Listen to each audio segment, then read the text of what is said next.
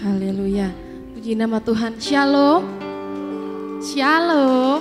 Shalom. Bagaimana kabar hari ini? Luar biasa. Luar biasa. Amin. Puji nama Tuhan. Pada pagi hari ini kita mau bersama-sama memuji memuliakan nama Tuhan. Mari sebelum itu kita tundukkan kepala kita mau satukan di dalam doa. Bapak, kami ucap syukur atas kasih anugerah Tuhan yang luar biasa atas kami. Kasih-Mu sungguh indah Tuhan dalam setiap kehidupan kami. Engkau baik Tuhan, Engkau teramat baik dalam setiap kehidupan kami. Sehingga Engkau telah Tuhan mengumpulkan kami di tempat ini Tuhan, untuk bersama-sama memuliakan nama Tuhan, untuk bersama-sama menyembah Tuhan. Hanya Engkau yang layak dipuji dan dipermuliakan Bapa. Kiranya Tuhan, lawatan-Mu sekarang atas kami, Roh Kudus-Mu turun melanda setiap kami Tuhan. Bila mana di setiap kami Tuhan mengalami sakit, kiranya Engkau sembuhkan, Engkau pulihkan dengan kuasa-Mu yang ajaib Tuhan. Sehingga Tuhan mujizat-Mu nyata atas kami. Engkau yang akan beracara setiap kami Tuhan. Kami serahkan ibadah pada pagi hari ini ke dalam kuasa tangan Tuhan. Engkau yang melanda setiap kami Tuhan. Kami rindu lawatan Tuhan nyata atas kami ya Bapa. Bila di antara kami Tuhan yang mengalami beban berat Tuhan, kiranya Engkau yang akan pikul Tuhan. Kiranya Engkau yang akan mengangkat beban kami Tuhan. Engkau yang layakkan kami Tuhan untuk mempermuliakan nama-Mu ya Bapa. Terima kasih Tuhan, terima kasih Yesus. Kami siap untuk menyembah Engkau ya Bapa. Hanya di dalam nama Tuhan kami Yesus Kristus, kami berdoa serta mengucap syukur. Amin. Kita pujikan lagu ini. Yesus, Engkau sungguh baik. Yesus, Kau sungguh baik. Yesus, nama-Mu indah. Yesus, ku cinta Kau selalu, ku tinggikan, ku agungkan selamanya. Yesus, Yesus, Kau sungguh baik. Yesus, nama-Mu indah. Yesus, ku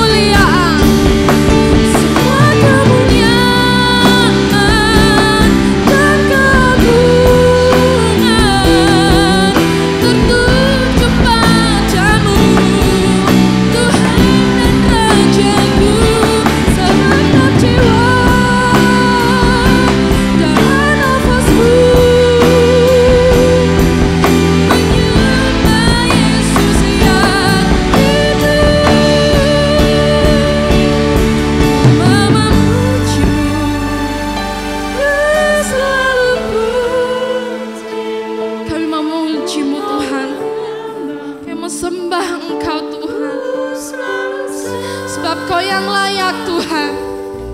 Kau yang layak terima semua pujian, kemuliaan hanya bagi Tuhan. Ku mau memuji-Mu, ku mau memuji-Mu, ku selalu puji-Mu, ku mau menyembah-Mu, ku selalu sembah-Mu. Kau yang layak terima semua pujian, kemuliaan hanya bagi Tuhan. Kami mau memuji-Mu Tuhan. Kami bersyukur Engkau sungguh baik, Engkau teramat baik Tuhan. Kami bersyukur, kami bersyukur.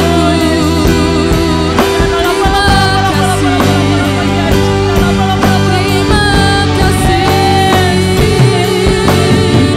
Engkaulah kami, Engkau Raja kami, Kau yang termulia, Kau yang kami agungkan. Kami bersyukur, kami bersyukur, kami bersyukur. Terima kasih, terima kasih. Kau baik Tuhan, Kau yang termulia. Kami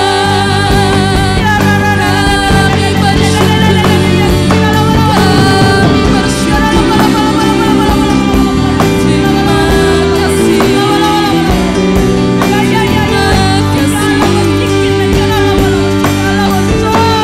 Terima kasih, kami bersyukur. Ku mau memuji-Mu, ku selalu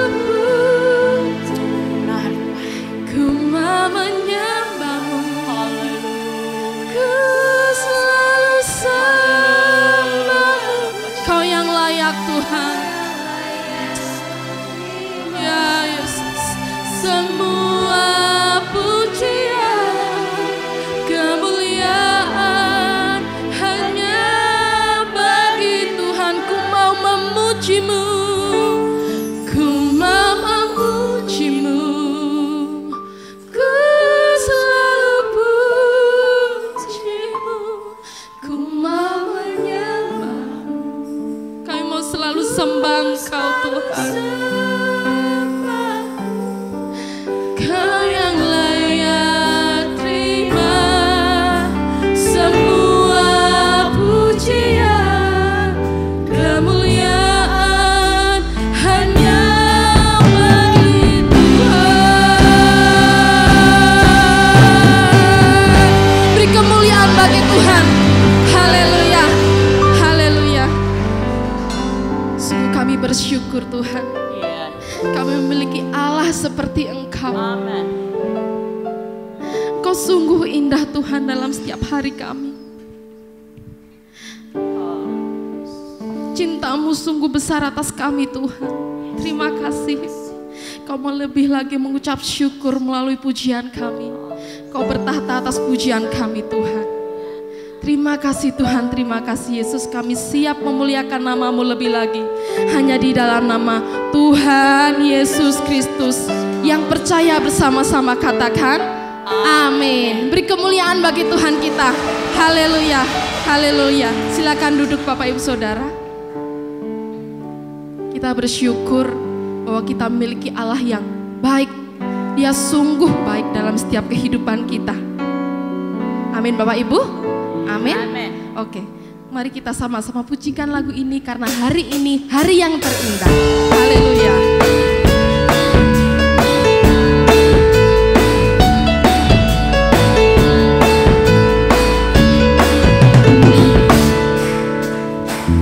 Hari yang terindah ketika ku jumpa dengan Yesus yang menjadikan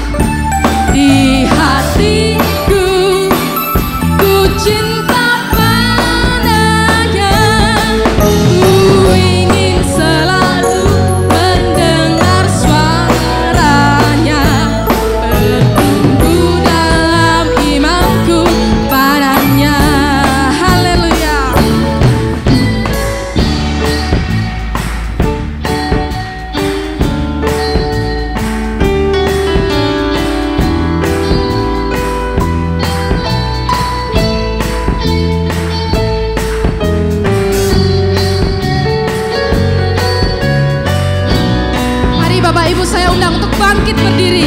Kita pujikan lagu ini. Di hatiku ada cintanya. Di hatiku ada cintanya. Di hatiku, di hatiku ku cinta padanya. Ku ingin selalu mendengar suaranya, bertumbuh dalam imanku pada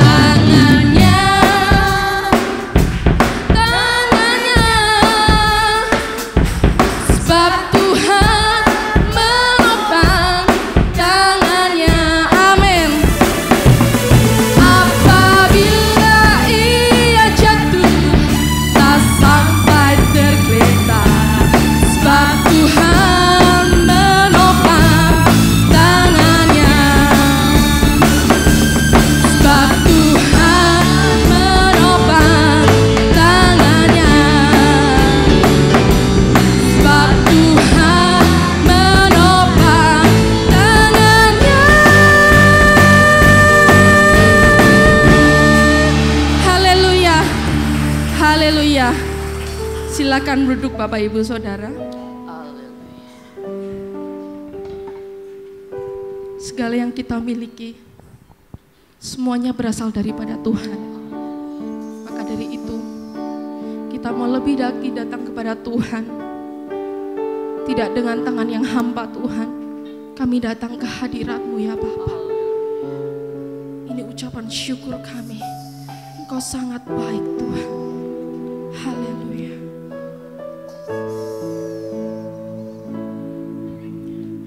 Tidak dengan tangan yang hampa ku datang ke hadirat-Mu, menyatakan rasa syukurku atas segala berkat-Mu. Tidak dengan tangan yang hampa, tidak dengan tangan yang hampa, ku sujud menyembah-Mu. Kami mempersembahkan seluruh hidup kami, seluruh hidupku di atas mezbah-Mu.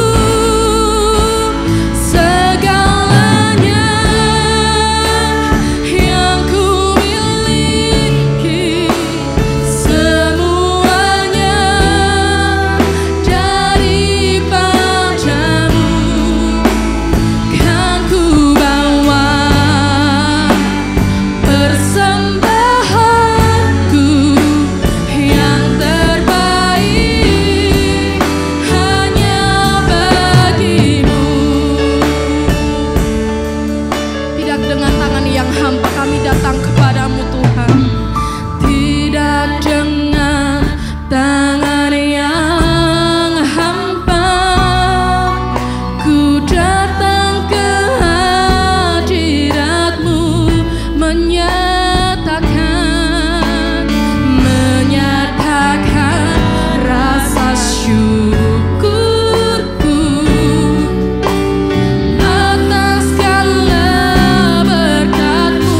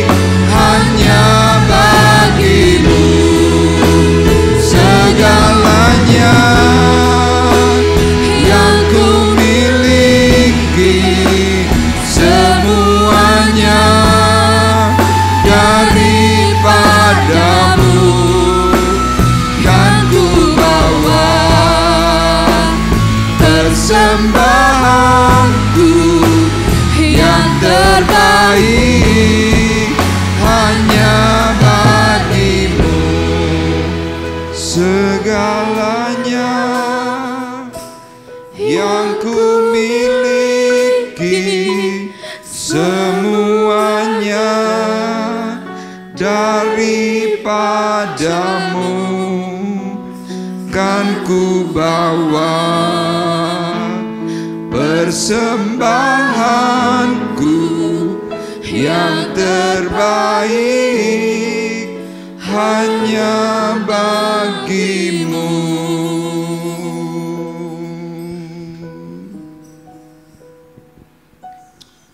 Inilah yang kami mau ungkapkan kepada Tuhan. Kami mau membawa hidup kami. Kami mau memberikan persembahan yang terbaik untuk Tuhan yang hidup.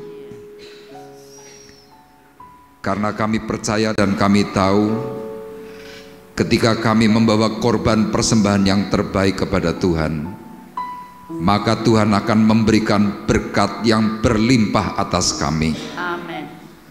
Dan bukan hanya berkat yang berlimpah, tetapi Engkau juga akan memberikan kepada kami keamanan, ketentraman dalam diri kami, sehingga kami boleh melihat betapa baiknya Tuhan atas kami semuanya. Tuhan, kami sudah memuji, kami sudah mempermuliakan nama-Mu, dan sekarang tiba saatnya kami mau duduk diam, mendengar apa yang Tuhan sampaikan pada pagi hari ini. Berbicaralah kepada kami secara khusus, untuk kami boleh mengerti dan memahami apa yang Tuhan inginkan dari kami semuanya. Terima kasih. Kami siap menyambut firman-Mu dengan pertolongan Allah Roh Kudus yang menaungi dan memberkati kami. Di dalam nama Tuhan Yesus Kristus kami sudah berdoa. Dan kita semua yang siap diberkati oleh Tuhan bersama-sama berkata Amin. Amin. Puji Tuhan, dipersilahkan duduk. Shalom. Shalom. Haleluya. Bapak Ibu, kita akan bersama-sama kembali belajar firman Tuhan pada pagi hari ini. Kita akan melanjutkan dari pembahasan kita di dalam kitab 2 Samuel. Ya, minggu yang lalu kita sudah belajar dari pasal yang ke-6, kita mengeksposisi dari ayat 11 sampai dengan ayat yang ke-13. Nah, hari ini eksposisi kita adalah ayat yang ke-12 sampai dengan ayat yang ke-22. Nah, untuk itu mari kita bersama-sama akan melihat terlebih dahulu dalam 2 Samuel pasal 7 ayat yang pertama. Pagi hari ini saya memberikan tema hidup yang diberkati, aman dan tentram. Ya, sekali lagi tema kita adalah hidup yang diberkati, aman dan tentram. Kita akan baca bersama-sama satu ayat dalam 2 Samuel pasal 7. Kita akan perhatikan di dalam layar LCD. Kita akan baca bersama-sama dengan keras. 2, 3. Kita ulang. 2, 3. Ketika raja telah menetap di rumahnya dan Tuhan telah mengaruniakan keamanan kepadanya terhadap semua musuhnya di sekeliling. Amin. Bapak Ibu, dalam kitab 2 Samuel pasal 7 ayat 1 terjemahan baru dikatakan bahwa ketika raja telah menetap di rumahnya dan Tuhan telah mengaruniakan keamanan kepadanya terhadap semua musuhnya di sekeliling. Ya, jadi penjelasan dalam terjemahan baru ini agak lebih simpel. Tetapi kalau di dalam King James, ya King James Version, diterjemahkan seperti ini. Dan tibalah waktunya ketika raja telah menetap di rumahnya dan Tuhan telah mengaruniakan ketentraman kepadanya terhadap semua musuhnya. Jadi dua terjemahan ini adalah terjemahan yang mirip, sama. Cuma perbedaannya kalau dalam King James disebutkan bukan keamanan tetapi ketentraman. Nah, ketentraman yang didapat oleh Daud seperti dikatakan firman Tuhan di sini dalam ayat pertama bagian A dikatakan dan tibalah waktunya. Jadi kalau kita merujuk dari perkataan dan tibalah waktunya, hari itu ada sebuah peristiwa bahwa sebelum peristiwa ketika hari itu Daud diberkati, diberikan rasa aman dan juga rasa tentram. Daud sebelumnya tidak mengalami apa yang dituliskan dalam ayat 1. Kenapa? Karena dalam pasal-pasal sebelumnya, apalagi dalam peristiwanya kehidupan Saul sebagai mertuanya Daud, hidup Daud ini penuh dengan tekanan. Hidup Daud ini penuh dengan apa? Cacian, hinaan, fitnah, dan lain sebagainya. Nah, kemudian dalam peristiwa pasal 6, mulai dari pembahasan ketika Usa mati, Daud pun juga mengalami stres hebat. Jadi hari itu Daud sebagai seorang raja yang sudah cukup diberkati oleh Tuhan, tetapi nggak punya rasa aman dan tidak punya rasa tentram. Sama, cerita ini mau menggambarkan kepada kita semuanya bahwa ada banyak dari antara kita ini sudah terima berkat Tuhan. Sudah. Duit banyak, rumah banyak, mobil banyak, aset banyak. Itu berkat. Tapi sekarang yang menjadi sebuah pertanyaan, ketika Anda sudah diberkati oleh Tuhan secara materi, pertanyaannya, apakah hidupmu, perasaan hatimu, kehidupanmu sehari-hari ini punya rasa aman dan tentram? Kalau dalam peristiwa sebelum pasal 6, Daud tidak pernah aman. Daud hari itu hidupnya atau hatinya tidak pernah punya perasaan tentram. Kalau orang Jawa bilang kehidupan Daud itu setiap hari itu kemerungsung, padahal harta berlimpah. Dan yang paling celaka ketika seseorang mempunyai harta berlimpah, rasa aman atau rasa tentram itu belum didapat, orang itu tiba-tiba bisa punya perasaan hampa. Ini yang paling bahaya. Nah, kalau kita merujuk dari perkataan kata tentram dalam Kamus Besar Bahasa Indonesia, artinya adalah tidak ada kekacauan. Itu arti kata tentram. Jadi artinya apa? Setiap hari itu hidup itu enak, nyaman, makan apapun tuh rasanya tuh marem. Ada ya banyak di antara kita ini makan apa saja, perutnya tuh kenyang, tapi tidak marem. Makanya ada orang-orang tertentu ya, kalau lagi makan, mereka makannya mungkin nggak terlalu mewah, tapi mereka sesudah makan bilang, wah wareg, marem. Lah ini yang seperti ini yang jarang.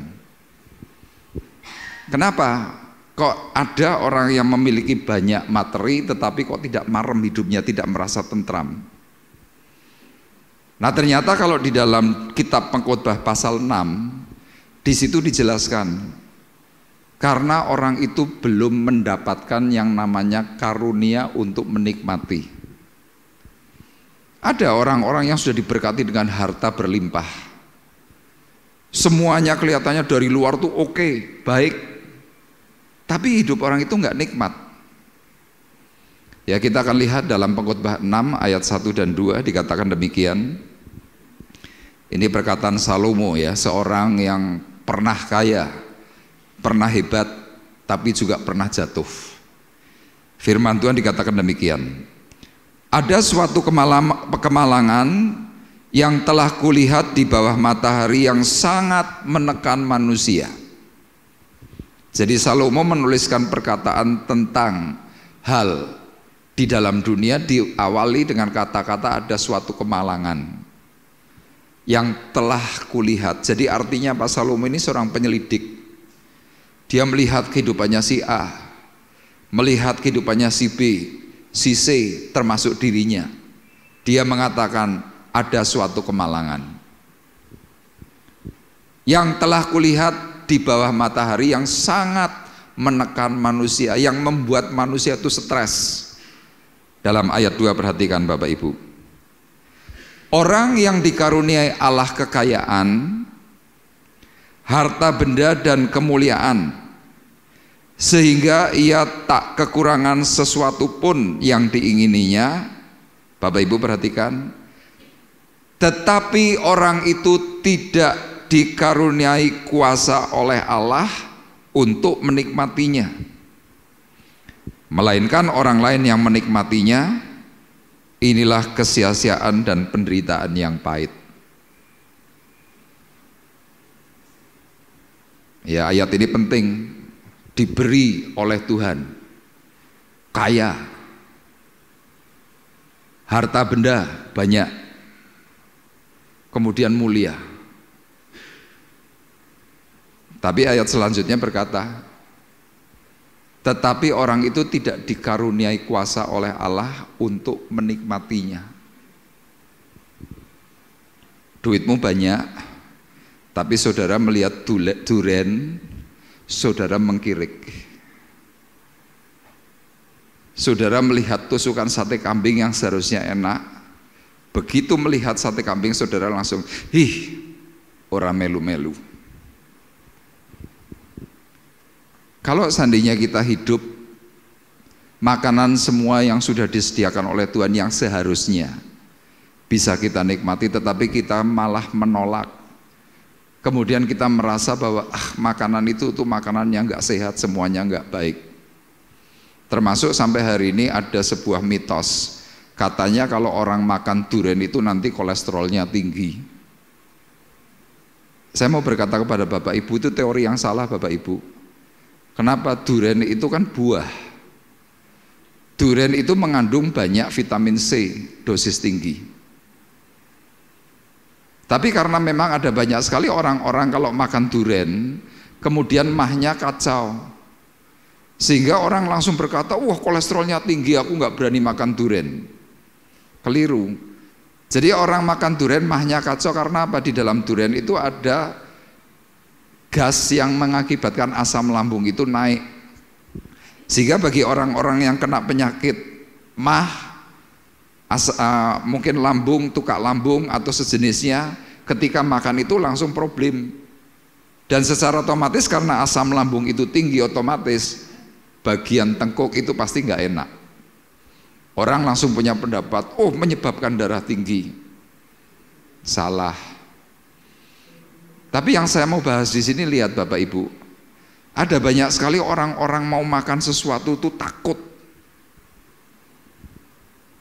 Kitab Pengkhotbah pasal 6 ini menceritakan, kalau ada orang-orang yang diberi oleh Tuhan yang namanya kekayaan, harta benda dan kemuliaan, tidak ada sesuatu pun yang kurang dan apa yang diinginnya bisa. Tapi orang itu tidak bisa menikmati rasa nikmat di dalam dirinya. Pengkhotbah berkata, orang itu adalah orang yang kasihan, kata firman Tuhan. Lebih baik anak yang gugur di dalam kandungan, mati karena anak itu tidak sempat melihat dunia, tetapi anak itu lebih baik hidupnya daripada orang yang kaya, orang yang penuh dengan harta benda tetapi nggak nikmat. Pengkhotbah berkata, orang itu kasihan. Nah, kita kadang-kadang sebagai anak-anak Tuhan yang katanya Tuhan sudah memberikan janji bahwa barang siapa yang percaya kepada Tuhan akan diberi hidup dalam segala kelimpahan. Tapi sekarang yang menjadi pertanyaan, kenapa kita sebagai anak-anak Tuhan kok tidak mengalami itu semuanya? Kenapa kita masih punya beban hutang yang banyak? Kenapa kita tidak bisa menikmati segala sesuatu yang harusnya bisa kita terima dan kita nikmati dengan baik? Kenapa kita tidak bisa nikmati? Saya mau katakan pasti ada yang salah. Makanya kalau ayat ini berkata, tetapi orang itu tidak dikaruniai. Kalau Tuhan sampai tidak memberikan karunia kuasa untuk menikmati, kan ini tanda tanya, kenapa? Nah, kalau kita mau berbicara secara jujur, memang banyak dari antara kita ini hanya memikirkan yang namanya harta duniawi. Banyak yang dipikirkan cuma ini. Makanya ketika seseorang mulai kejar harta, firman Tuhan dalam kitab Kejadian mengatakan, apa yang dicita-citakan oleh manusia tidak ada yang tidak dapat terlaksana. Artinya apa? Apa yang menjadi cita-citamu, engkau bisa mengalami itu semuanya. Engkau ingin kaya bisa, engkau ingin hebat bisa, engkau ingin memiliki segala sesuatu yang engkau inginkan detik itu bisa. Tapi pertanyaannya, Engkau diberi rasa untuk menikmati semua enggak? Dia orang Tionghoa bilang cialat, sial kalau kita punya semua tetapi kita hanya cuma nonton. Bayangkan kalau kita diajak makan, misalkan pergi ke rumah makan yang mahal, ya misalkan kayak kemarin waktu Sinsia, ada udang bagu, ada babi hong, ada macam-macam. Biasanya orang kalau lagi Sinsia begitu, tahun baru Imlek, makanan yang tersaji itu kira-kira mungkin bisa 25 macam masakan. Ada hisit, macam-macam. Tapi waktu ditawari kita cuma enggak. Yang ngundang tuh bingung.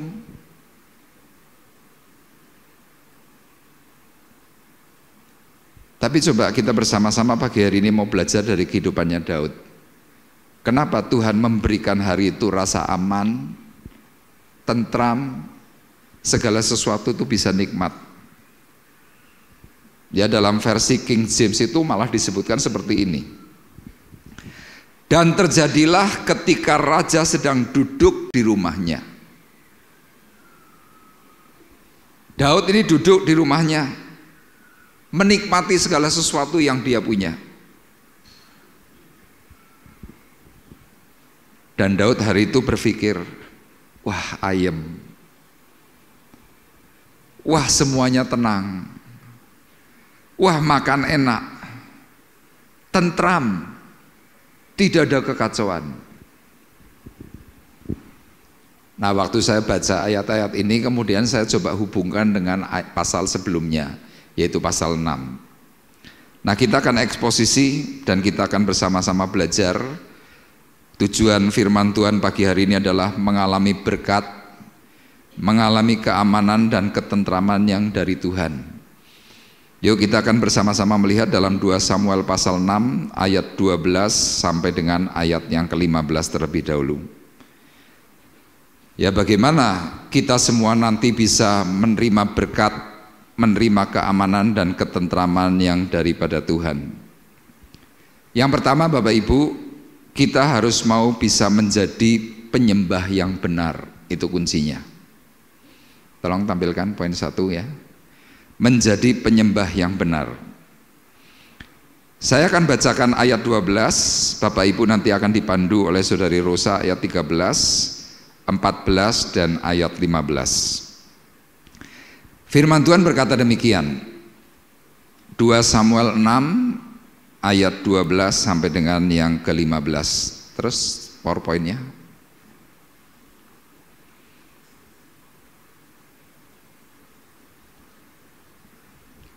Ayat 12 terlebih dahulu. Diberitahukanlah kepada Raja Daud demikian, Tuhan memberkati seisi rumah Obed-Edom dan segala yang ada padanya oleh karena tabut Allah itu. Lalu Daud pergi mengangkut tabut Allah itu dari rumah Obed-Edom ke kota Daud dengan sukacita.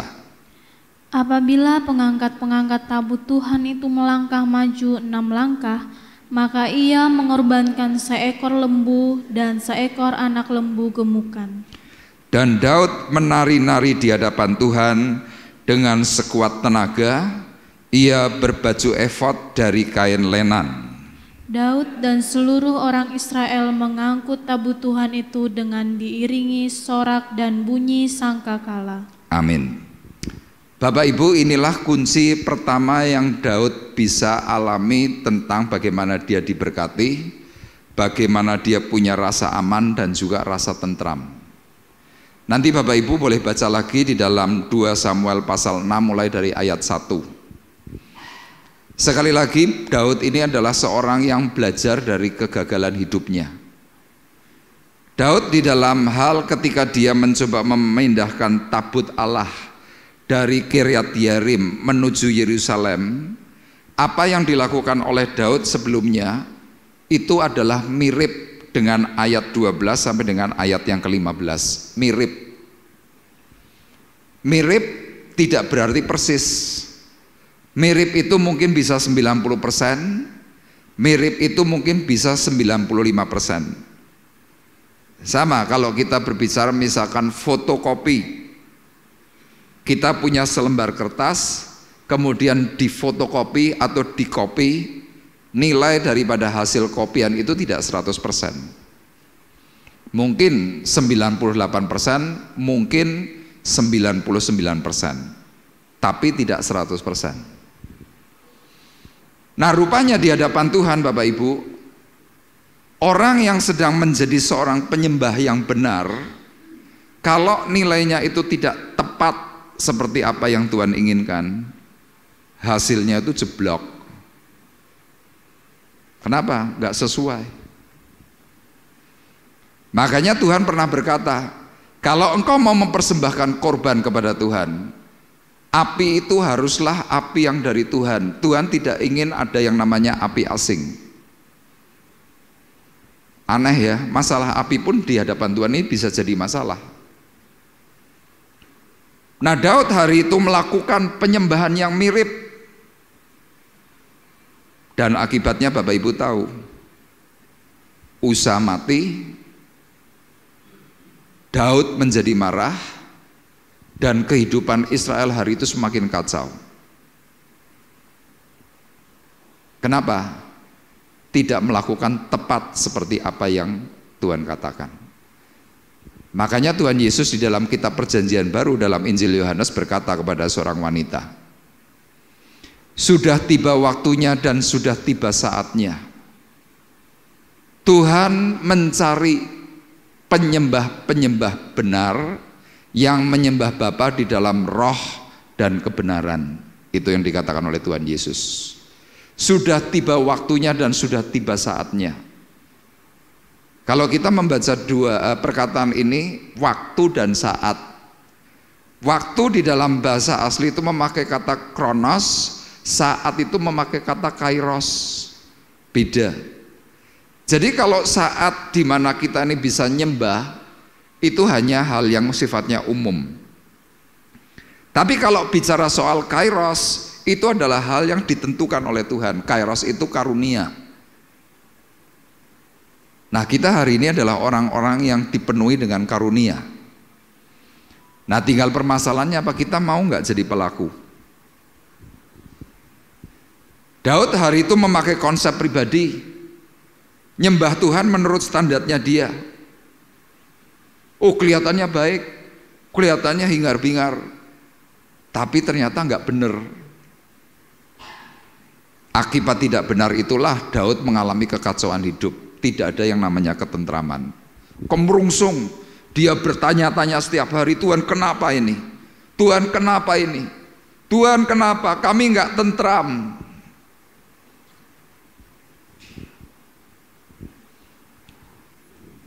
Nah, karena peristiwa itu kemudian Daud ini mulai tentu berdoa. Nah, ketika dia berdoa dalam 2 Samuel 6 ayat 12, tolong ditampilkan mungkin ayat Alkitabnya. 2 Samuel 6 ayat 12, ayat ini dikatakan seperti ini. Diberitahukanlah kepada Raja Daud. Jadi ternyata kenapa Daud ini bisa menjadi seorang diberkati Tuhan? Kembali mengalami berkat, kembali mengalami yang namanya aman, kembali mengalami yang namanya tentram, karena dia mau diberitahu. Ayat ini dikatakan diberitahukanlah kepada Raja Daud. Bapak Ibu diberitahu mau enggak? Halo? Kalau Bapak Ibu mau diberitahu, saya berani pastikan engkau di hadapan Tuhan itu berharga. Tapi kalau engkau diberitahu ngeyel, merasa oh ini hakku, bebas aku mau melakukan apa saja. Loh, Daud hari itu bebas melakukan apa saja. Hasilnya jeblok. Nah, ayat ini berkata diberitahukanlah kepada Raja Daud. Siapa yang memberitahu?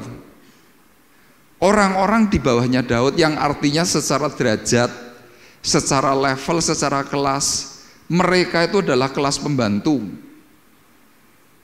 Salah satunya yang memberitahukan kepada Daud tentang tabut Allah itu siapa? Obed Edom. Minggu yang lalu saya sudah jelaskan. Obed Edom itu siapa? Obed Edom itu hamba. Hambanya Edom. Servant of Dam. Servant of God itu Edom. Obed. Yang memberitahu adalah cuma jongos. Coba Anda bos diberitahu oleh pembantumu. Yo orentuk ngene, kudune ngene. Saudara pasti reaksinya langsung apa? Apa? Kowe ngerti apa? Wes kowe ngurusi urusan dapurmu. Ora usah ngandan-ngandani. Jeblok. Sama dalam gereja ini adalah gereja yang isinya cuma pemberitahuan.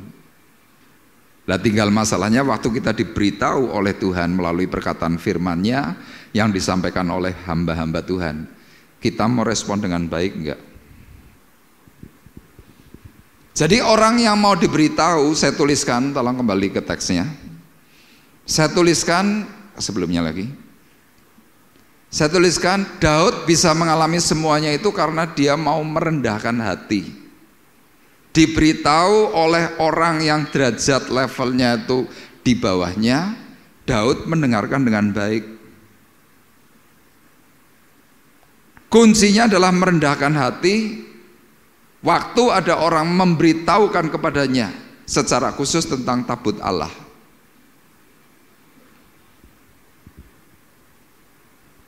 Dan waktu diberitahu bahwa tabut Allah itu adalah sumber kehidupan. Tabut Allah adalah sumber berkat.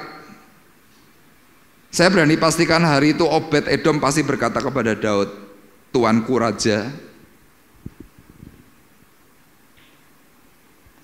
tabut Allah ini adalah sesuatu yang sakral. Waktu Tuanku Raja beribadah kepada Tuhan Allah Elohim, Tuanku Raja tidak melakukan dengan tepat seperti yang seharusnya diaturkan. Dan saya berani pastikan kalau ayat ini dikembangkan, Daud pasti langsung berdialog kepada Obed Edom. Bet, kalau menurut kamu terus baiknya gimana? Oh harus begini Tuan. Tuhan harus memperhatikan ini loh, ada 2 malaikat. Ini kerubim ini harus ketika diusung harus ada darah. Dalam pasal 6 ayat 1 sampai dengan ayat 11, Daud tidak melakukan itu. Makanya saya seringkali sampaikan kepada Bapak Ibu, mimbar yang hari ini saya pijak, ini kelihatannya biasa nih. Biasa. Tapi jangan lupa ada hadirat Allah. Jangan kita berpikir, oh aku bisa, aku pakai standarku ini enggak apa-apa. Kalau saya cuma berkata apa? Jangan. Saya khawatir kalau terjadi sesuatu. Apalagi kalau gerejanya seperti gerejanya Pak Bekti di Semarang itu besar, yang mampu menampung 4.500 jemaat. Saya dahulu sewaktu pertama kali jadi hamba Tuhan, waktu itu gereja itu masih kecil, belum sebesar hari ini. Masih 2 lantai waktu itu, hari ini sudah 6 lantai. Saya sebagai hamba Tuhan yang baru saya berpikir sambil bercita-cita, kapan ya saya bisa khotbah di atas mimbar itu? Kok sakral sekali. Saya jadi hamba Tuhan 12 tahun, baru status PDM pendeta muda. 12 tahun saya baru bisa naik mimbarnya gereja Gajah Mada. Dan apa yang saya rasakan Bapak Ibu waktu pertama kali saya tampil di mimbarnya gereja Gajah Mada, nervous. Loh, saya sudah khotbah 12 tahun, tapi begitu naik mimbar itu nervous. Ngomong itu kami sosolen. Loh, kenapa kok kami sosolen? Di situ ada hadirat Allah.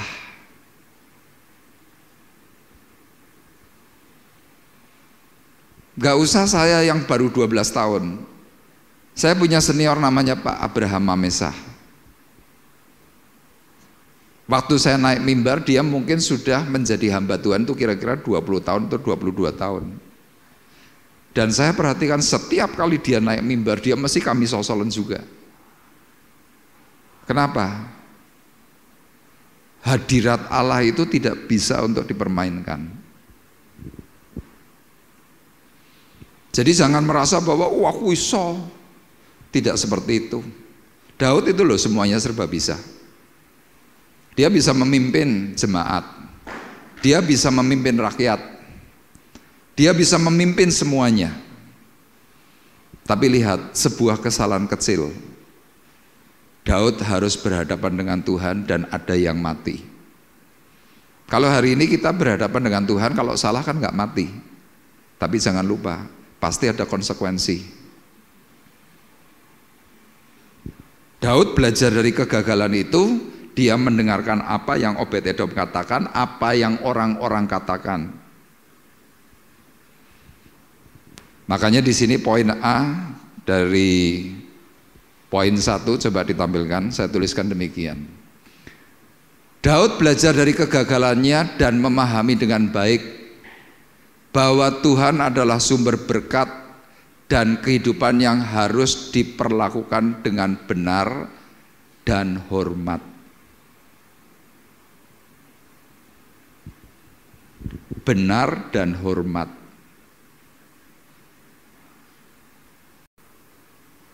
Daud pada waktu sebelum mengalami berkat, dia tidak benar, dia tidak hormat. Loh, padahal Daud ini kan hebat. Tuhan itu sama Daud itu senangnya minta ampun. Makanya dalam Kisah Para Rasul dikatakan, aku telah menemukan seorang yang berkenan di hadapanku, yaitu Daud bin Isai. Loh, Tuhan senang banget sama Daud. Bayangkan Tuhan senang kepada Daud aja, Daud ini pernah salah. Apalagi saya dan saudara.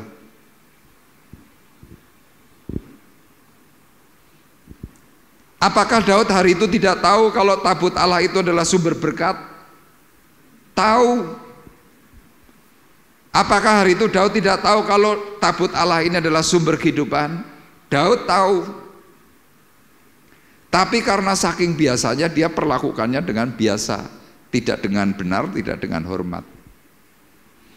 Hari itu ketika diberitahu oleh Obed-Edom, Daud berubah. Perubahannya di mana? Dalam ayat 13 sampai ayat 13 dan ayat 15, tolong tampilkan. Perhatikan. Apabila pengangkat-pengangkat tabut Tuhan itu melangkah maju 6 langkah, maka ia mengorbankan seekor lembu dan seekor anak lembu gemukan. Ayat 15, dan Daud dan seluruh orang Israel mengangkut tabut Tuhan itu dengan diiringi sorak-sorai dan bunyi sangkakala. Kalau dalam poin B ini saya tuliskan, mengangkat tabut Tuhan adalah gambaran sangkal diri, pikul salib. Bapak Ibu tahu artinya sangkal diri, pikul salib? Sangkal diri adalah menyangkal segala sesuatu yang engkau sedang inginkan dalam hati dan engkau mengutamakan Tuhan di atas segala-galanya. Itu sangkal diri.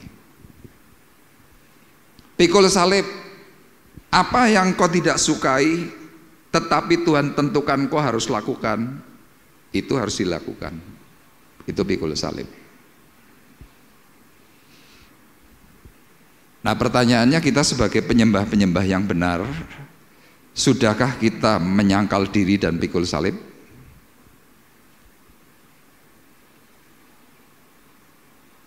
banyak yang belum.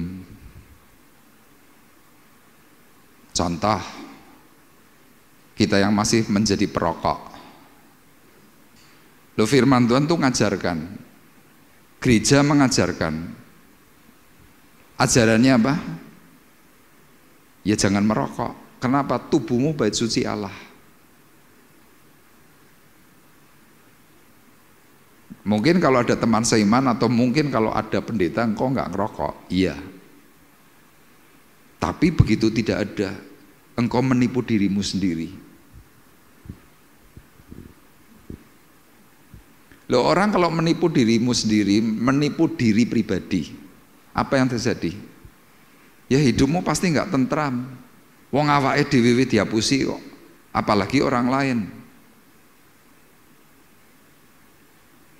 Termasuk apa? Hobi.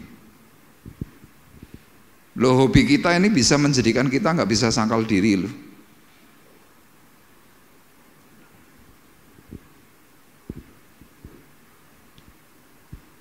Ada hamba Tuhan, ya, zaman waktu COVID. Memang hari itu Minggu tidak ada ibadah, karena apa? Memang tidak bisa ibadah. Bagi yang bisa ibadah online, bikin video, dipersiapkan hari sebelumnya, kemudian di hari Minggu itu nonton TV tentang ibadah. Ada hamba Tuhan yang tidak melakukan apa-apa di hari Minggu, tidak jaga gawang, tidak doa, tidak ibadah, tapi malah ngapain saudara? Goes, suami istri.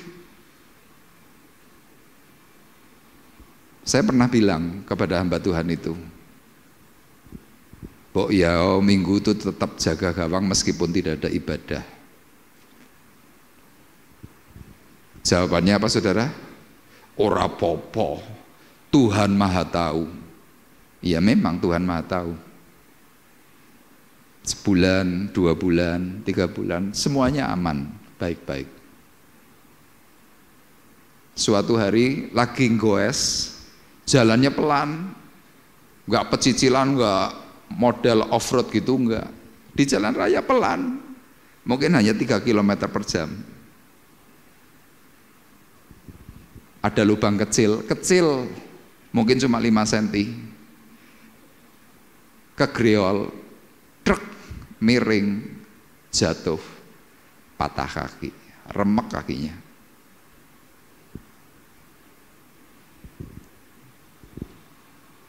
Pertanyaannya bagaimana? Kok iso ya tugel ya? Yang tadi saya sampaikan, ibadah itu enggak buat main-main Bapak Ibu.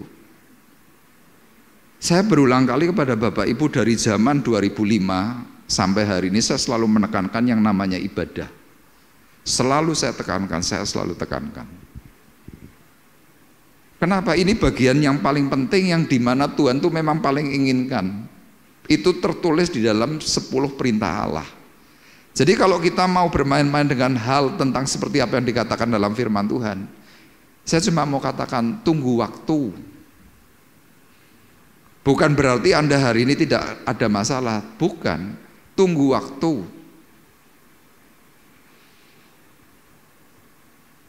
Tapi coba kalau dari pengalaman-pengalaman orang-orang yang hari itu sakit,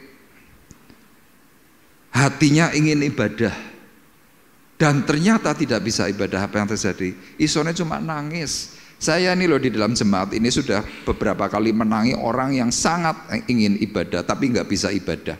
Hanya bisa nangis.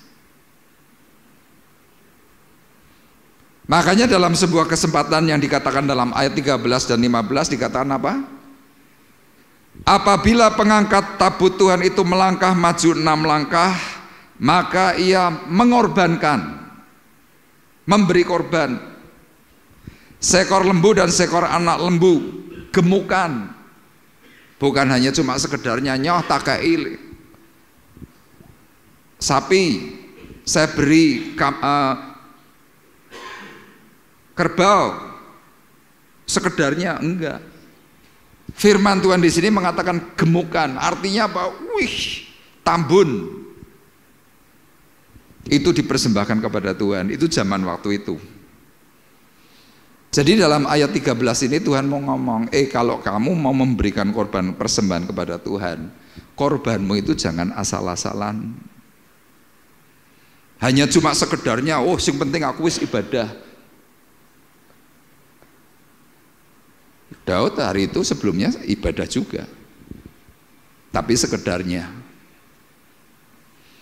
Kemudian ayat 15, dan Daud dan seluruh orang Israel mengangkut tabut Tuhan itu dengan diringi sorak-sorai dan bunyi sangkakala. Artinya apa? Ibadah itu dengan hati yang bersyukur. Makanya dalam Injil Matius pasal 5 dikatakan, kalau engkau datang ibadah, ada sesuatu dalam hatimu tentang saudaramu, bereskan itu terlebih dahulu, sesudah itu barulah beribadah. Kalau engkau hatimu problem, ya engkau akan terus bermasalah dengan Tuhan. Ini tentang hal sangkal diri dan pikul salib. Kemudian bagian C, di situ dituliskan dalam ayat 14. Daud menari-nari di hadapan Tuhan dengan sekuat tenaga. Ia berbaju efod dari kain lenan. Ini saya kalau terangkan efod waktunya nggak cukup, tapi sepintas. Efod itu adalah pakaian imam. Efod itu ada umim dan turim. Di sini ada batu-batunya yang disalut oleh emas. Pakaiannya itu benangnya benang emas. Nah, di dalam pakaian imam di bagian dada ini ada 12 suku. Pakaian ini mengingatkan bahwa kalau orang pakai itu, artinya orang itu sedang mengemban, menanggung dosa bangsa. Itu efod. Nah, Daud hari itu ketika sedang membawa tabut Allah menuju Yerusalem, di sini dikatakan sekali lagi, Daud menari-nari di hadapan Tuhan dengan sekuat tenaga. Kayak tadi itu lagunya, di hatiku ada cintamu. Waktu tadi pujian tadi itu kan lagunya kan apa yang ngebeat enak, betul nggak? Tapi Bapak Ibu tadi waktu sedang menaikkan pujian yang ngebeat enak begitu, saudara goyang nggak? Biasa-biasa aja. Tapi coba kalau ayat ini berkatanya apa? Daud menari-nari dengan sekuat tenaga. Sampai disebutkan oleh Mikal anaknya Saul, kentir weh, kira-kira begitu.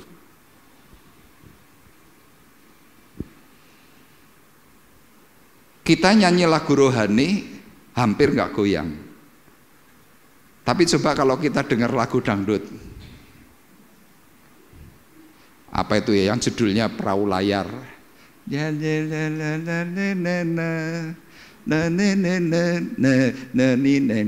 langsung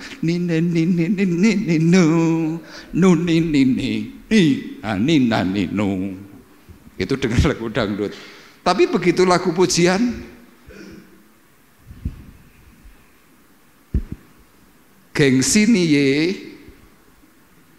ya kata-katanya Prabowo jadinya viral seperti itu. Bapak Ibu bisa bayangkan coba, kita nyembah Tuhan, kitanya harusnya menyenangkan Tuhan, tapi Tuhan gak senang. Gambaran tentang hal Daud memakai baju efod dari kain lenan itu bicara tentang hal benar, pakaian kebenaran. Jadi kalau kita menaikkan pujian syukur di hadapan Tuhan, hidupmu nggak benar, jeblok, kira-kira begitu.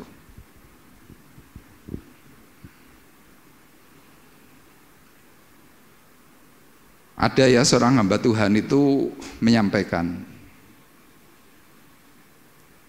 hal dosa yang dilakukan oleh jemaat atau hal dosa yang dilakukan oleh hamba Tuhan, perbedaannya tipis. Yang satu berani ngaku, yang satu tidak berani ngaku. Itu hal berdosa. Sama, di dalam diri kita ini kan banyak dosa. Tapi waktu engkau sedang nyembah Tuhan, yang Tuhan perhatikan apakah hanya suaramu yang merdu?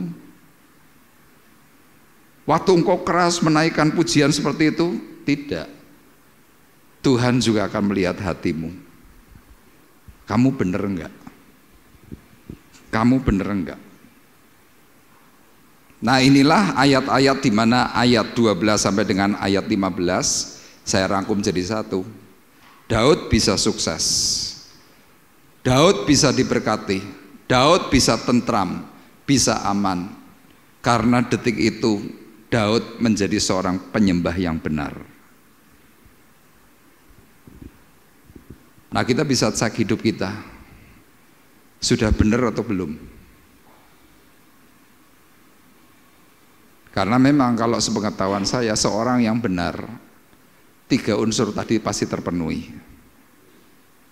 Duit dicukupkan, engkau aman, engkau tentram. Ada ya banyak orang-orang yang punya duit, mau keluar takut. Saya pernah melihat Bapak Ibu, dan maaf, ini terjadi justru kepada hamba Tuhan. Hamba Tuhan itu punya mobil, punya garasi. Kalau buat saya, yang namanya mobil dimasukkan garasi, ya sudah, masuk aja bleng, tutup, krek, sudah, itu saya. Masuk halaman juga sama. Masuk, gerbang tutup, sudah. Tapi hamba Tuhan ini enggak. Satu pintu garasi, gemboknya 7 Bapak Ibu. Tidak hanya gembok 7, pakai rantai, rantainya besarnya segini. Saya sampai tanya kepada jemaatnya, piye kuwi nek misalkan mobil kuwi kira-kira meh metu. Jemaatnya cerita, wah Pak Arif, kalau saya mau pergi sama itu hamba Tuhan itu, buka gembok wis setengah jam. Wah, kuncinya kunci model angel gitu, krek, pitu Bapak Ibu.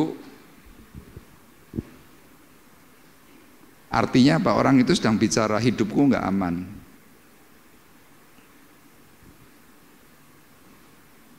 Seorang yang hidupnya aman Bapak Ibu, dimanapun tempat orang itu akan terasa nyaman, enjoy, enak. Tapi coba Bapak Ibu, ini maaf, kalau Anda punya selingkuhan, coba makan di kafe. Anda makan, memang ini makanannya di sini, tapi matamu ini waspada, naik konangan.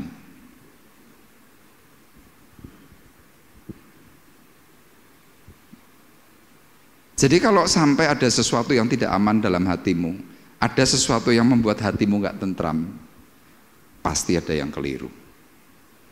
Makanya yang pertama ini penting, jadilah penyembah-penyembah benar, maka hidupmu aman dan tentram. Kemudian yang kedua, bagaimana Daud ini bisa diberkati aman dan tentram? Yang kedua, karena Daud tetap fokus kepada Tuhan meskipun dia dicela. Kita lihat ayatnya dalam ayat 16. Ketika tabut Tuhan itu masuk ke kota Daud, maka Mikal, anak perempuan Saul, menjenguk dari jendela. Lalu melihat Raja Daud meloncat-loncat serta menari-nari di hadapan Tuhan. Sebab itu ia memandang rendah Daud di dalam hatinya. Ayat 20. Ketika Daud pulang untuk memberi salam kepada seisi rumahnya, maka keluarlah Mikal binti Saul mendapatkan Daud, katanya, betapa raja orang Israel yang menelanjangi dirinya pada hari ini di depan mata budak-budak perempuan, para hambanya, merasa dirinya terhormat pada hari ini seperti orang hina dengan tidak malu-malu menelanjangi dirinya. Tetapi berkatalah Daud kepada Mikal di hadapan Tuhan, aku telah memilih yang telah memilih aku dengan menyisihkan ayahmu dan segenap keluarganya untuk menunjuk aku menjadi raja atas umat Tuhan, yakni atas Israel di hadapan Tuhan, aku menari-nari. Bahkan aku akan menghinakan diriku lebih daripada itu. Engkau akan memandang aku rendah, tetapi bersama-sama budak-budak perempuan yang kau katakan itu, bersama-sama merekalah aku mau dihormati.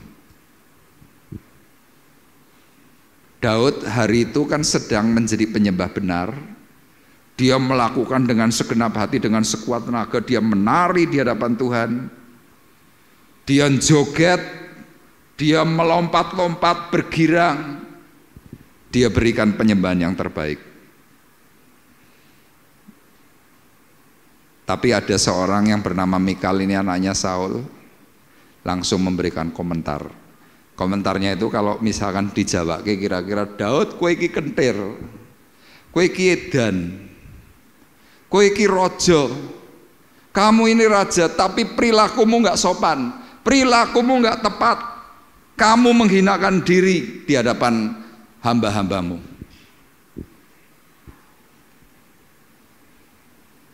Bapak Ibu, kalau Bapak Ibu perhatikan dalam ayat-ayat yang tadi saya bacakan dari ayat 16, 20 sampai 22. Seorang yang menyembah Tuhan dengan benar, iblis pasti nggak senang. Ini saya tulis. Iblis paling tidak suka kalau ada orang menyembah Tuhan itu dengan benar. Iblis pasti akan memberikan gangguan dalam berbagai bentuk. Untuk apa? Untuk mengacaukan. Sama kalau Bapak Ibu ibadah, tiba-tiba Bapak Ibu dicela,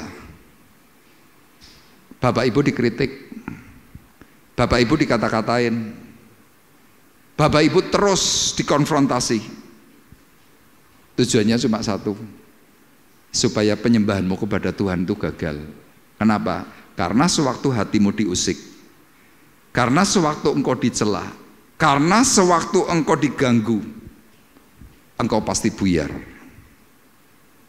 Makanya lihat banyak sekali sidang jemaat Tuhan karena sebuah usikan dari kata-kata teman seiman yang sedang tidak suka.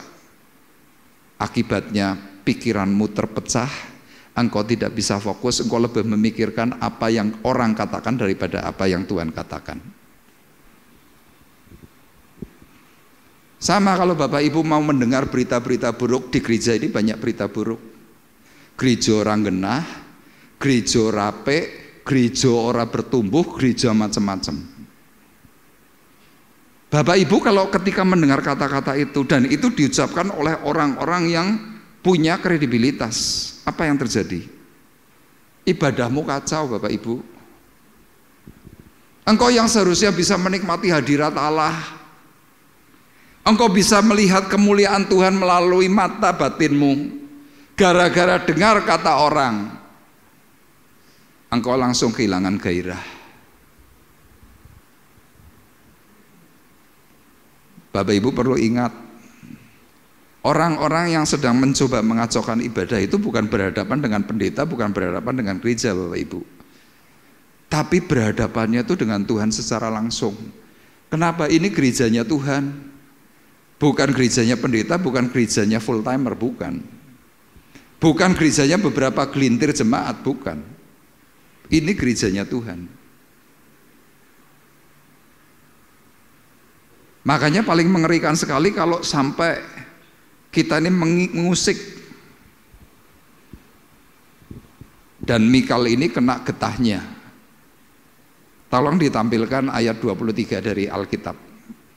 Tidak saya tuliskan.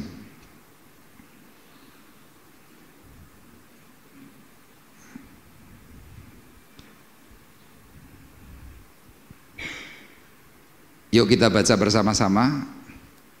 2, 3. Mikal binti Saul tidak mendapat anak sampai hari matinya. Gara-gara apa? Cuma ngomong, Daud kowe kentir, Daud kamu nggak pantas. Bayangkan, Mikal binti Saul, Mikal anaknya Saul, tidak mendapat anak sampai hari matinya. Artinya apa? Dia mandul. Kalau mandul ini diartikan secara luas, pekerjaanmu mandul, usahamu mandul, keluargamu mandul. Kenapa? Engkau terlalu banyak menyerang gereja Tuhan. Loh Pak, Mikal ini kan juga hidupnya di istana. Iya betul, itu cuma terima berkat, tapi tidak tentram.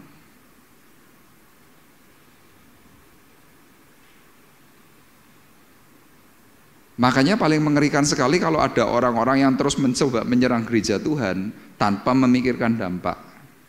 Dulu saya nggak percaya ini Bapak Ibu.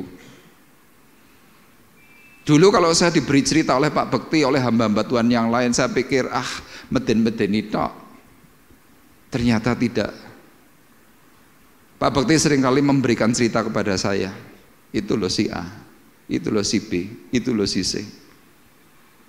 Pak Irwan Damatrias pernah di sini cerita tentang ada hamba Tuhan yang diserang di Tulungagung. Kenapa? Yang diserang itu Tuhan, bukan pribadi. Kalau Bapak Ibu mau belajar dari Alkitab, contohnya Musa ketika diserang oleh Maryam bersama Harun. Maryam hanya mempertanyakan kepada Musa, siapa yang mengangkat engkau jadi hakim dari antara kami? Memangnya hanya engkau saja yang bisa berhadapan muka dengan Tuhan. Memangnya hanya engkau yang bisa mendengar suara Tuhan. Musa hari itu diam. Tapi Tuhan datang ketemu dengan Maryam cuma mengatakan, kamu ini siapa? Musa itu yang aku angkat, Musa yang aku tentukan, Musa yang dengan berhadapan muka dengan aku. Singkatnya Maryam itu kan pelayan Tuhan juga, kakaknya Musa. Langsung bagaimana? Kena kusta.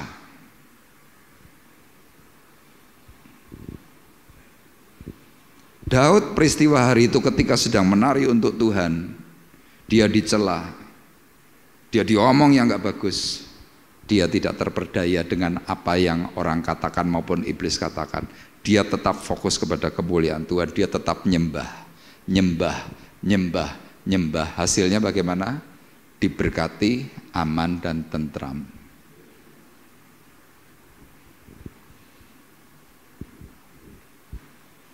Kita seringkali gagal fokus kan di sini Bapak Ibu. Apalagi kalau seandainya gereja ini kena fitnah yang macam-macam. Coba perasaan hatimu bagaimana? Sekali lagi jangan lupa, Mikal kena dampak dari apa yang dia lakukan. Tapi untuk Daud, karena dia tetap fokus kepada kemuliaan, dia aman. Itu yang kedua. Dan yang terakhir Bapak Ibu, mengapa Daud bisa diberkati aman dan tentram? Yang ketiga, Daud berani menabur berkat, berani berbagi. Di sini saya tuliskan, Tuhan adalah Allah yang tidak pernah berhutang. Ketika Daud menabur atas orang-orangnya, maka Tuhan menggantikan berkali lipat dari apa yang ditaburnya. Kita lihat ayat 17-19, firman Tuhan berkata demikian. Tabut Tuhan itu dibawa masuk, lalu diletakkannya di tempatnya di dalam kemah yang dibentangkan Daud untuk itu. Kemudian Daud mempersembahkan korban bakaran dan korban keselamatan di hadapan Tuhan. Perhatikan, Daud mempersembahkan korban bakaran dan korban keselamatan di hadapan Tuhan. Setelah Daud selesai mempersembahkan korban bakaran dan korban keselamatan, diberkatinyalah bangsa itu demi nama Tuhan semesta alam. Lalu dibagikannya kepada seluruh bangsa itu, kepada seluruh khalayak ramai Israel, baik laki-laki maupun perempuan, kepada masing-masing seketul roti bundar, sekerat daging, dan sepotong kue kismis. Sesudah itu pergilah seluruh bangsa itu masing-masing ke rumahnya. Daud bisa mengalami berkat, hidupnya aman dan tentram karena apa? Daud ini berani memberi. Dan kalau Bapak Ibu perhatikan, dikatakan dalam ayat 19, Daud itu memberi masing-masing per orang seketul roti bundar. Seketul itu kira-kira terjemahannya adalah 1 loyang roti bundar. Terus sekerat daging per orang kira-kira dapat 200 gram. Itu seperti kalau kita makan steak, itu sekali potongan itu 200 gram. Kalau saudara ingin lebih matang, dibikin model butterfly, dibelah, itu 200 gram. Terus apalagi? Sepotong kue kismis. Saya membayangkan 3 hal ini Bapak Ibu. Seketul roti bundar, sekerat daging, sepotong kue. Ini kalau dinilai secara rupiah zaman hari ini berapa kira-kira? Saya bayangkan begini. Seketul roti itu misalkan seperti ukurannya Pizza Hut yang medium, besar segini nih, 20 cm. Pizza Hut atau pizza Domino itu ukuran 20 cm kira-kira harganya 90.000. Kalau 20 cm kue Bandung bikinannya Bu Jimmy itu 30.000. Itu 20 cm. Kita bikin yang paling murah 30.000 saja. Nanti Bapak Ibu bisa order sama Bu Jimmy. 30.000. Kemudian rakyatnya Daud kira-kira ada 500.000 orang, nggak usah 1 juta lah, 500.000 aja. Bapak Ibu bisa bayangkan 500.000 jiwa kali 30.000 rupiah. Berapa itu coba? Berapa miliar untuk membagi makanan detik itu? Kemudian 200 gram sekerat daging. Sekarang daging sapi itu kira-kira harganya 130.000. Kalau 200 gram berarti bagi 5. Berapa itu? Hampir 20.000. 20.000 lebih. Terus kemudian kue kismis. Kuenya dapur Otsi 8.000 rupiah. Apa 10.000 lah ben gampang. Berapa coba dihitung?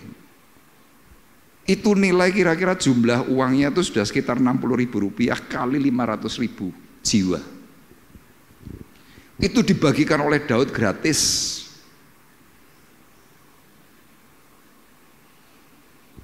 Bapak Ibu mungkin akan berkata, Pak, saya nggak sekaya Daud, Pak. Bapak Ibu dalam Alkitab itu diceritakan ada janda memberikan hanya 2 keping uang. Tapi janda itu malah dipuji oleh Tuhan. Yang kaya, yang memberikan lebih banyak, itu tidak dipuji. Kenapa? Firman Tuhan berkata,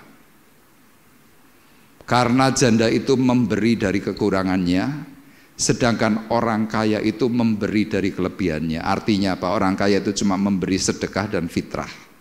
Tapi untuk janda miskin itu memberi yang terbaik. Akhirnya janda itu diberkati dan namanya disebutkan oleh Tuhan. Sama dalam peristiwa ini, kenapa Daud ini bisa mengalami berkat yang dahsyat? Karena tadi dia berani korban. Pemberiannya tuh nggak hitung-hitungan. Terakhir ini ada seorang hamba Tuhan. Hamba Tuhan ini cukup cukup tidak punya uang. Ya, kalau disebutkan miskin mungkin tidak, tetapi termasuk tidak punya uang. Suatu hari hamba Tuhan ini sedang punya keinginan untuk memberkati hamba Tuhan lain yang sedang pergi pelayanan.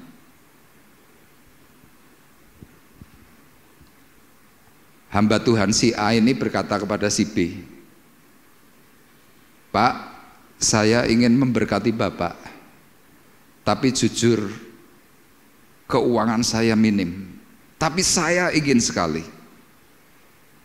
Si B ini berkata, ya beri saja, berapapun jumlahnya kalau engkau hatimu sudah enggak tahan.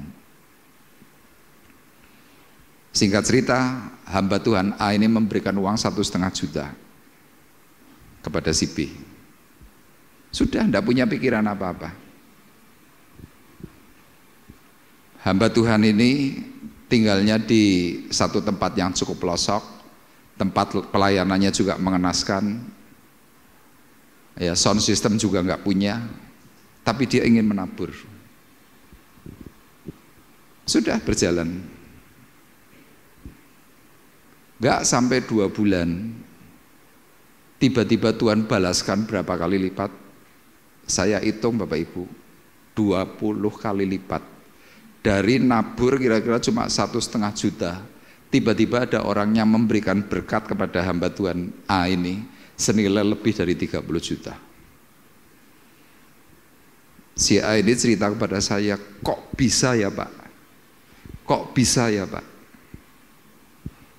Firman Tuhan berkata, Tuhanmu tidak berhutang. Tuhan mengatakan, apa yang kau tabur, Tuhan akan balaskan 30 kali lipat, 60 kali lipat, bahkan 100 kali lipat. Dan Daud hari itu mengalami itu semuanya. Apa yang dia tabur, Tuhan beri tuaian. Dan bukan hanya tuaian berkat Bapak Ibu, Tuhan beri yang namanya aman. Hidupnya ayem, tentram. Ya, pepatah Jawa berkata, orang yang berbuat baik, orang yang melakukan, itu yang namanya ayem, tentrem, loh, jinawi. Bayangkan, sudah ayem, tentrem, berlimpah. Sama kalau Bapak Ibu mengerti apa yang dikatakan oleh firman Tuhan, ini loh kuncinya cuma 3. Pertama, menjadi penyembah benar. Kemudian yang kedua, dia tetap fokus kepada kemuliaan. Dan yang ketiga, berani menabur, berani memberi. Tuhan pasti memberkati. Amin. Tuhan memberkati kita semuanya.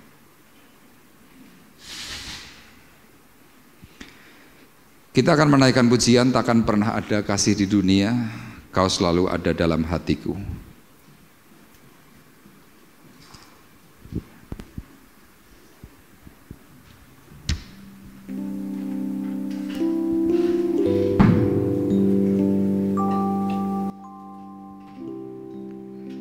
Takkan pernah ada kasih di dunia seperti kasih-Mu Tuhan.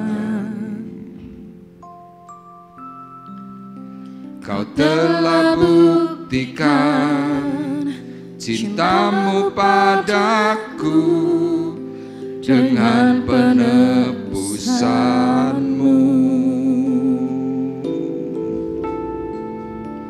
Jauh di lubuk hatiku ingin ku katakan, kau selalu ada dalam hatiku, menemani hidupku, memuji-Mu, menyembah-Mu selamanya. Itulah yang ku rindu.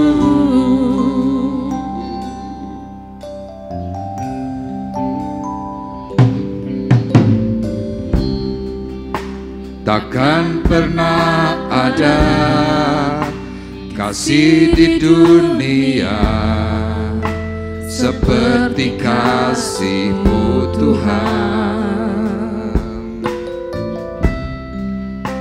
Kau telah buktikan cinta-Mu padaku dengan penebusan-Mu.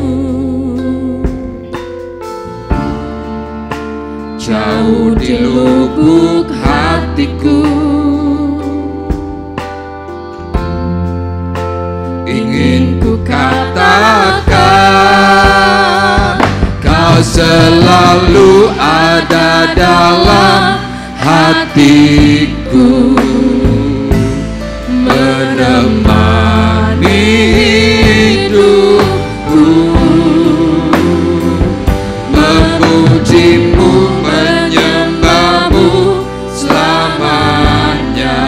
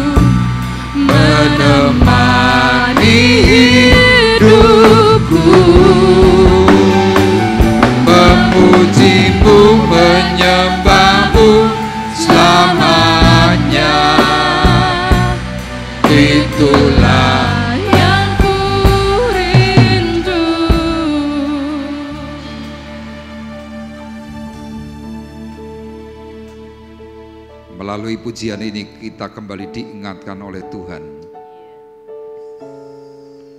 Meskipun mungkin engkau pernah melakukan kesalahan pelanggaran, bahkan mungkin engkau pernah tidak benar,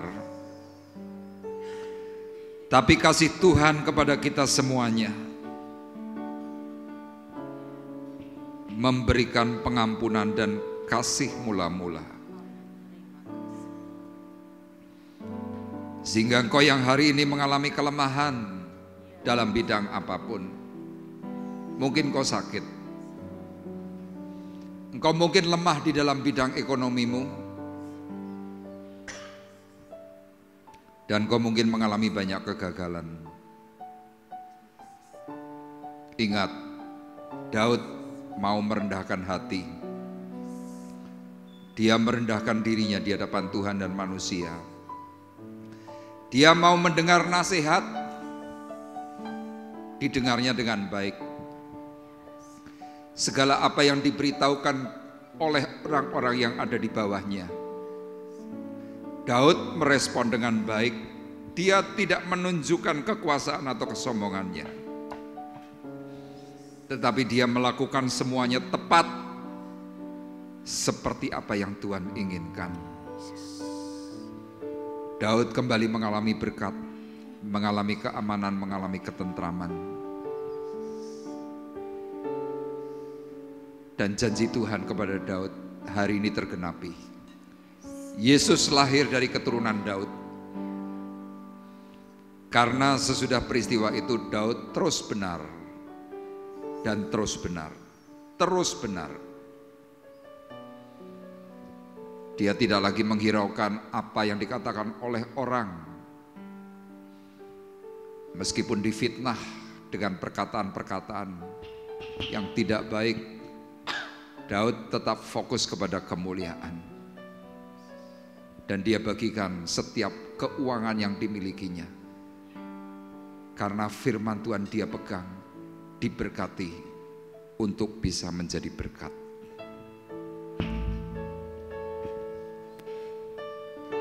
Haleluya.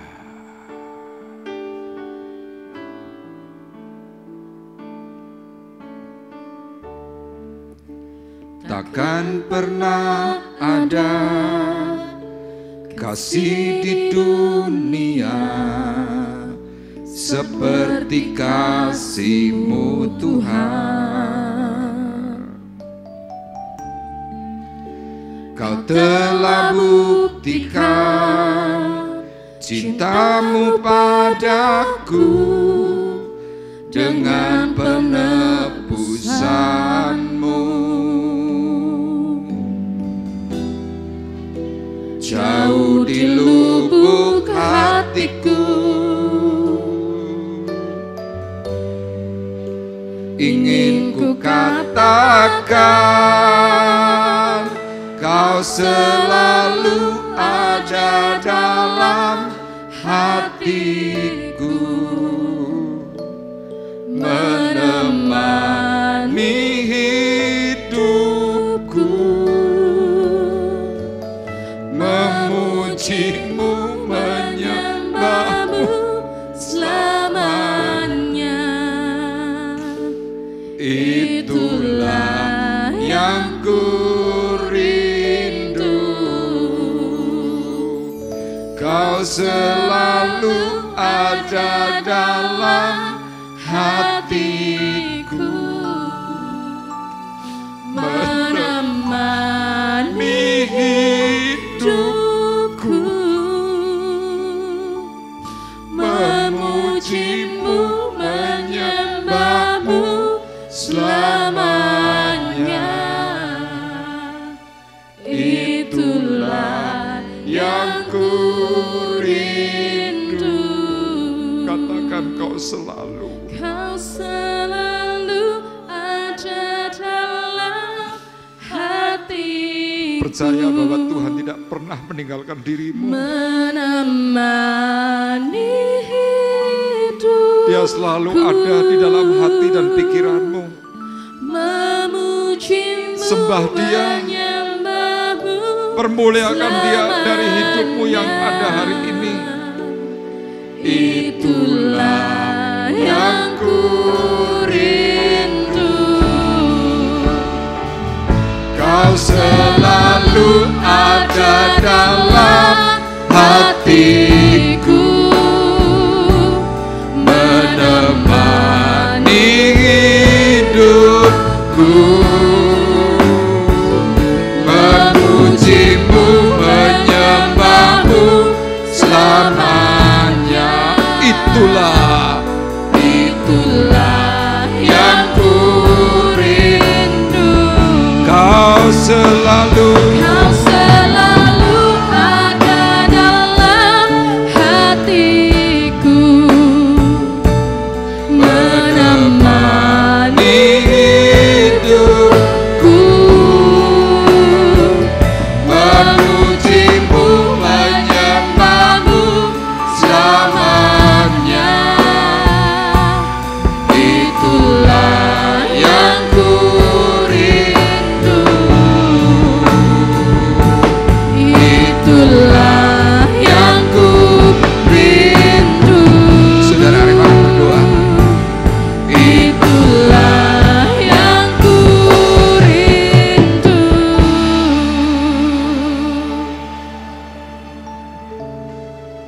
Haleluya, haleluya. Bapa, terima kasih untuk setiap berkat kemurahan Tuhan. Melalui setiap perkataan firman Tuhan yang boleh kami dengar, biar semakin hari kami boleh semakin diperbaharui, kami boleh semakin mempraktekkan setiap perkataan firman-Mu Tuhan. Biarlah setiap kami boleh menjadi penyembah-penyembah yang berkenan di hadapan Tuhan. Bahkan ketika kami boleh beribadah kepada Tuhan, kami boleh semakin hari memberikan yang terbaik untuk kemuliaan nama Tuhan. Bapa di surga, terima kasih untuk setiap kasih sayang yang Tuhan senantiasa nyatakan dalam hidup kami. Untuk setiap ingat-ingatan yang Tuhan selalu berikan dalam hidup kami melalui setiap kebenaran firman-Mu ya Bapa. Memberkati untuk setiap kami yang sudah mendengarkan akan setiap perkataan firman-Mu. Biar Engkau lebih lagi Tuhan, tambahkan hikmat pengertian yang baru untuk setiap kami. Urapi hamba-Mu yang sudah menyampaikan akan setiap perkataan firman-Mu. Tuhan terus pakai dalam setiap kehidupannya menjadi saluran berkat-Mu ya Bapa. Bahkan memberkati untuk setiap pelayanan-pelayanan yang dilakukan hamba-Mu ya Bapa. Tuhan terus pimpin, Tuhan terus memberikan kekuatan.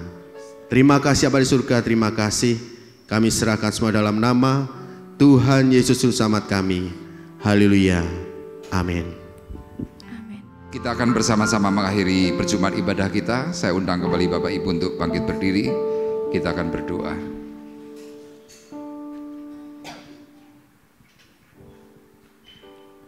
Pada akhirnya Tuhan, kami berpisah dengan kuasa hadirat-Mu di tempat ini.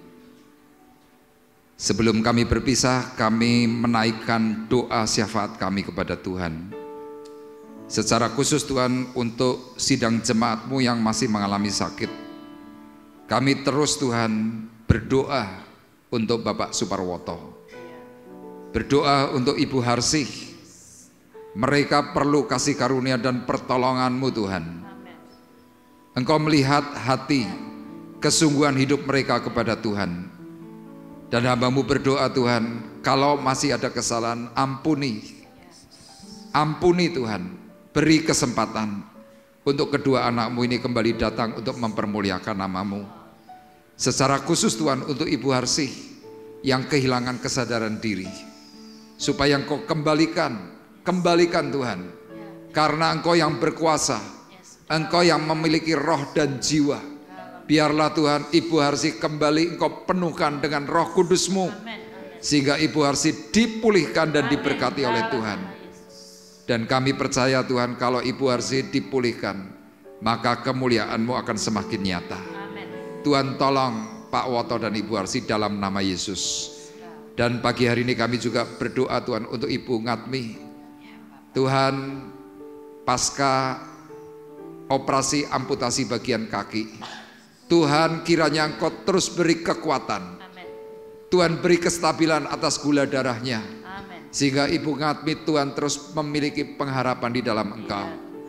Dan secara khusus Tuhan, untuk Ibu Ida, Tuhan, untuk Bapak Gunawan yang merawat, beri kekuatan hati, beri kekuatan pikiran, supaya mereka tidak jenuh, mereka tidak menyerah, tetapi mereka bersungguh hati kepada Tuhan untuk menyerahkan Ibu Ngatmi, supaya mengalami berkat kasih dan pemulihan.